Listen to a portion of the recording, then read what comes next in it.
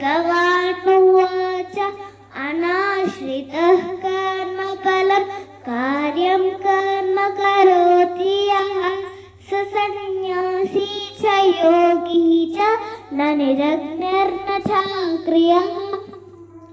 यं सन्न्यासमिति प्राहुः योगं तं विद्धि पाण्डव न ह्यसन्न्यस्तसङ्कल्पः योगी भवति कश्चन। आरुरुक्षोर्मुनेर्योगं कर्म कारणमुच्यते योगारूढस्य तस्यैव शमः कारणमुच्यते।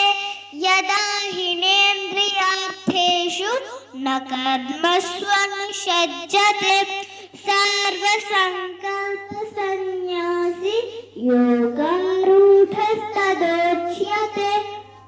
उद्धरेदात्मनात्मानं नात्मानमवसादयेत् आत्मैव ह्यात्मनो बन्धुः आत्मैव ह्यात्मनो बन्धुः आत्मैव रिपुरात्मनः बन्धुरात्मात्मनस्तस्य येनात्मैवात्मना जितः। अनात्मनस्तु शत्रुत्वे वर्तेतात्मैव शत्रुवत् जितात्मनः प्रशान्तस्य परमात्मा समाहितः। परमात्मा समाहितः शीतोष्णसुखदुःखेषु तथा मानापमानयोः ज्ञानविज्ञानतृप्तात्मा कूटस्थो विजितेन्द्रियः। युक्त इत्युच्यते योगी समलोष्टाश्मकाञ्चनः सुहृन्मित्रार्युदासीन मध्यस्थद्वेष्य बन्धुषु साधुष्वपि च पापेषु समबुद्धिर्विशिष्यते। योगी युञ्जीत सततम् आत्मानं रासि स्थितः एकाकीयत चित्तात्मा निराशीरपरिग्रहः शुचौ देशे प्रतिष्ठाप्य स्थिरमासनमात्मनः नात्युच्छ्रितं नातिनीचं चैलाजिनकुशोत्तरम् तत्रैकाग्रं मनः कृत्वा यतचित्तेन्द्रियक्रियः उपविश्यासने युञ्ज्यात् योगमात्मा विशुद्धये। समं कायशिरो ग्रीवं धारयन्नचलं स्थिरः सम्प्रेक्ष्य नासिकाग्रं स्वं दिशश्चानवलोकयन् प्रशान्तात्मा विगतभिः ब्रह्मचारी व्रते स्थितः मनसंयम्य युक्त आसीत मत्परः। युञ्जन्नेवं सदात्मानं योगी नियतमानसः शान्तिं निर्वाणपरमां मत्संस्थामधिगच्छति। नात्यश्नतस्तु योगोऽस्ति न चैकान्तमनश्नतः न चातिस्वप्नशीलस्य जाग्रतो नैव चार्जुन। युक्ताहारविहारस्य युक्तचेष्टस्य कर्मसु युक्तस्वप्नावबोधस्य योगो भवति दुःखः। यदा विनिहतं चित्तम् आत्मन्येवावतिष्ठते निःस्पृहः सर्वकामेभ्यः युक्त इत्युच्यते तदा। यथा दीपो निवातस्तः नेङ्गते सोपमा स्मृता योगिनो यतचित्तस्य युञ्जतो योगमात्मनः। यत्रो परमते चित्तं निरुद्धं योगसेवया यत्र चैवात्मनात्मानं पश्यन्नात्मनि तुष्यति। सुखमात्यन्तिक तत्सत्यं यत्तत् बुद्धिग्राह्यमतीन्द्रियं वेत्ति यत्र न चैवायं स्थितश्चलति तत्त्वतः यं लब्ध्वा चापरं लाभं मन्यते नाधिकं ततः यस्मिन् स्थितो न दुःखेन गुरुणापि विचार्यते तं विद्या दुःखसंयोग वियोगं योगसंज्ञितम् स निश्चयेन योक्तव्यः योगो निर्विण्णचेतसा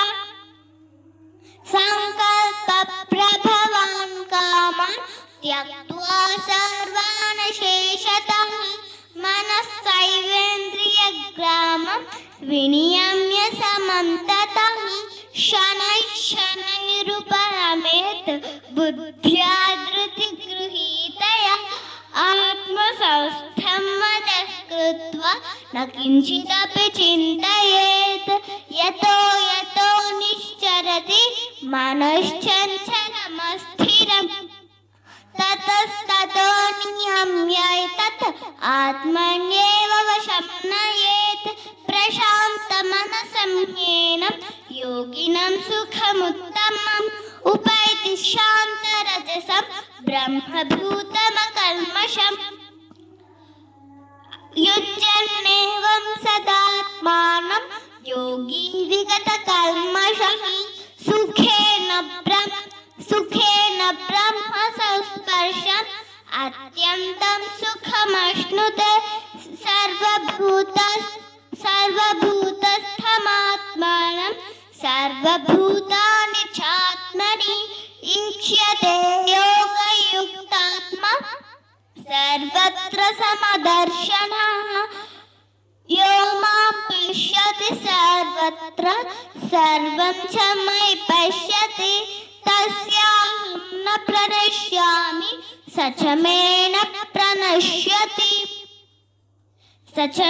न प्रणश्यति सर्वभूतस्थितं यो मां भजत्येकत्वमास्थितः सर्वथा वर्तमानोऽपि स योगी मयि वर्तते आत्मौपम्येन सर्वत्र समं पश्यति योऽर्जुन सुखं वा यदि वा दुःखं स योगी परमो मतः अर्जुन उवाच योऽयं योगस्त्वया प्रोक्तः साम्येन मधुसूदन एतस्याहं न पश्यामि चञ्चलत्वात् स्थितिं स्थिरम् चञ्चलं हि मनः कृष्ण प्रमाथि बलवदृढं तस्याहं निग्रहं मन्ये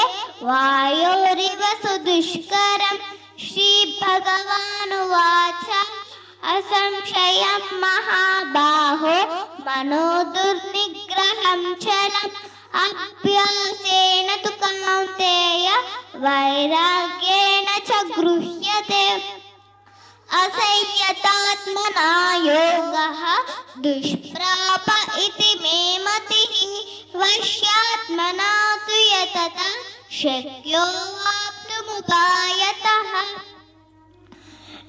अर्जुन उवाच अयति श्रद्धयोपेतः योगाचलितमानसः अप्राप्य योगसंसिद्धिं कां गतिं कृष्ण गच्छति कच्छिन्नो भयविभ्रष्टः छिन्नाभ्रमिव नश्यति अप्रतिष्ठो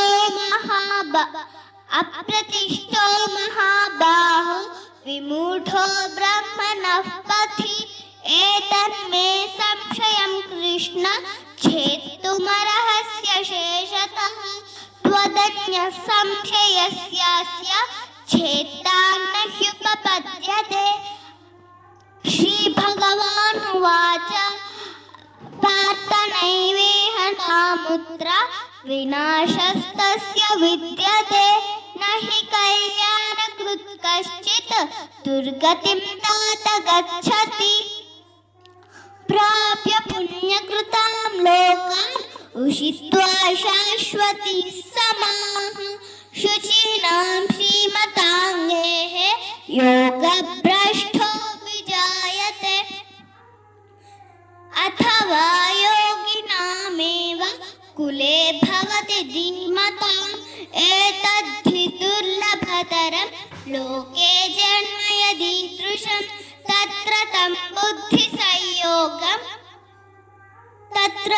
बुद्धिसंयोगं लभते पार्वदेहिकं यतते च ततो भूयः संसिद्धौ कुरु नन्दन पूर्वाभ्यासेन तेनैव ह्रियते ह्यवशोऽपि सः जिज्ञासुरपि योगस्य शब्दब्रह्माति वर्तते प्रयत्नाद्यतमानस्तु योगी संशुद्ध किल्बिषः अनेकजन्म संसिद्धः ततो याति परां गतिम् तपस्विभ्योऽधिको योगी ज्ञानिभ्योऽपि मतोऽधिकः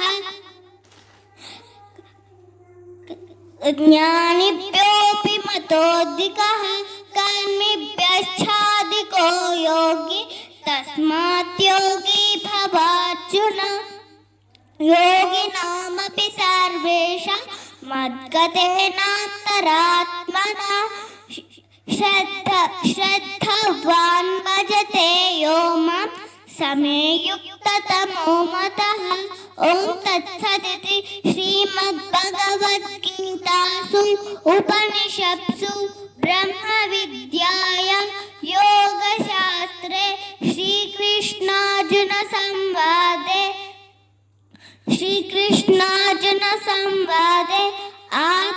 आत्मसंयमयोगो नाम षष्ठो